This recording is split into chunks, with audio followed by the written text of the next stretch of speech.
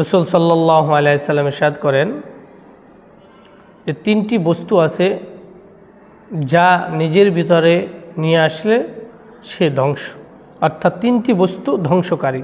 তার মধ্যে প্রথম নাম্বার হলো প্রবৃত্তি পূজারী। যারা প্রবৃত্তি পূজারী হবে তাদেরকে আল্লাহ তাআলা ধ্বংস করবেন। আল্লাহ তাআলা বলেন, কুল ইন্নী নুহিতু আন আ'বুদাল্লাযীনা তাদউনা মিন দুনিল্লাহ কুল লা আত্তাবি'উ আহওয়াকুম। হে রাসূল, আপনি বলুন, তোমরা যে আল্লাহ তাআলাকে বাদ দিয়ে অন্য কারো ইবাদতে লিপ্ত, আর সেই ব্যাপারে আল্লাহ তাআলা আমাকে তো নিষেধ করেছেন। কুল ইন্নী নুহিতু আন আ'বুদাল্লাযীনা তাদউনা মিন দুনিল্লাহ, আল্লাহকে বাদ দিয়ে যারা তোমরা যার ইবাদত করছো, ওই ইবাদত করতে আমাকে আল্লাহ তাআলা নিষেধ করেছেন।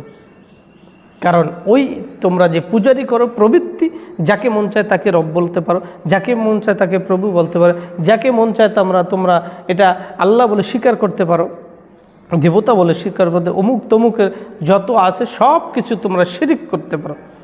কিন্তু আল্লাহ তাআলা আমাকে এই বিষয়ে নিষেধ করেছেন। আর তোমাদের খেয়াল খুশি অনুযায়ী আমি যদি চলি তাহলে আমি ধ্বংস হয়ে যাব, আমি পথভ্রষ্ট হয়ে যাব। এই জন্য আল্লাহ তাআলা এক, তিনি অদ্বিতীয়, তার কোনো শরিক নেই।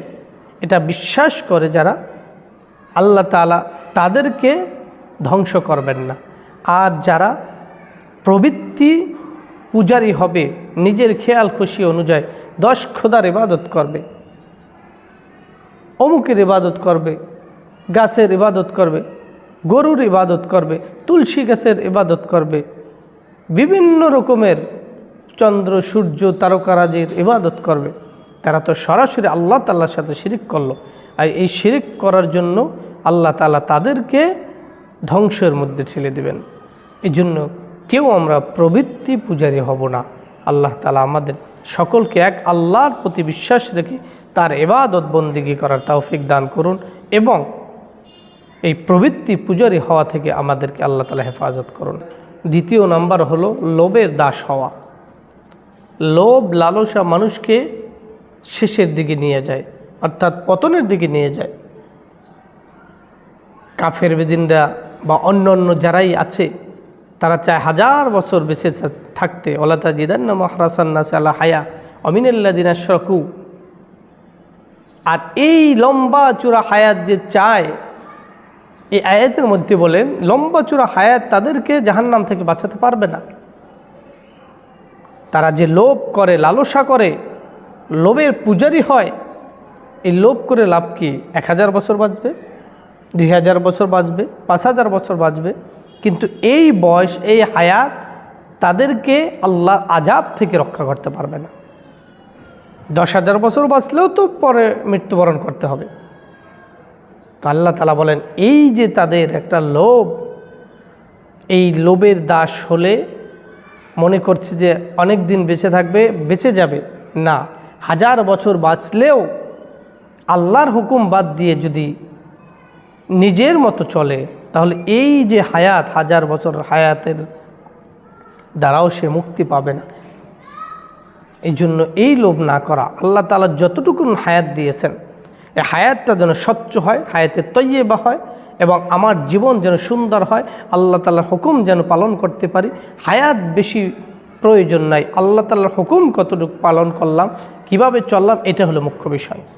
আল্লাহ তাআলার হুকুমের উপরে থাকলাম কি না। হায়াত দিয়ে কী হবে? 500 বছর বেঁচে থাকলাম কিন্তু আল্লাহর নাফরমানি করলাম, লাভ কি? আযাব থেকে বাঁচতে পারবো না। এই জন্য আযাব থেকে বাঁচতে হলে তাহলে লোভ থেকে দূরে থাকতে হবে। আল্লাহ তাআলা আমাদের সেই তৌফিক দান করুন। তৃতীয় নম্বরটি হলো অহংকার করা। অহংকার এমন একটা অধঃপতন যে এই অহংকারের জন্য মানুষ থেকে আলাদা হয়ে যায়, মানুষ আল্লাহ থেকে পৃথক হয়ে যায়, মানুষ রসুল থেকে পৃথক হয়ে যায়, মানুষ দিন থেকে পৃথক হয়ে যায়, ইসলাম থেকে খারিজ হয়ে যায়। আল্লাহ তাআলা বলেন, ইন্নাল্লাযীনা কাযযাবু বিআয়াতিনা ওয়াস্তাকবারু আনহা, যারা আমার আয়াতসমূহকে মিথ্যাপূর্ণ প্রতিপন্ন করলো এবং এইটাকেই বিশ্বাস করে অহংকার করে তার থেকে ফিরে থাকলো। তাহলে তার ধ্বংস অনিবার্য। আল্লাহ তাআলা আয়াতে বলেন, ইন্নাল্লাহা লা ইউহিব্বু কুল্লা মুখতালিন ফাখুর। যারা আল্লাহ তাআলার সাথে ফখর করে তাদেরকে আল্লাহ তাআলা পছন্দ করেন না।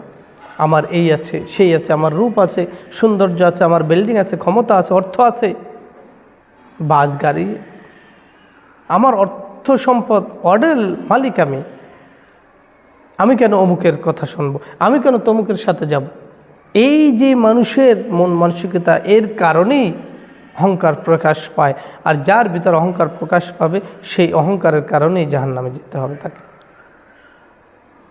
এই জন্য এই দুনিয়া ক্ষণস্থায়ী, এই স্থায়ী কিছুই নয়। আল্লাহ তাআলা বলেন, অহংকার আমার চাদর, যে অহংকার করে সে তো আমার চাদর ধরে টান দিল। আল্লাহর চাদর ধরে টান দেওয়া এটা কত বড় অন্যায়। এই জন্য অন্যায়, এই অহংকার থেকে আমরা ফিরে থাকব। আল্লাহ তাআলা আমাদের সকলকে অহংকার মুক্ত জীবন দান করুন।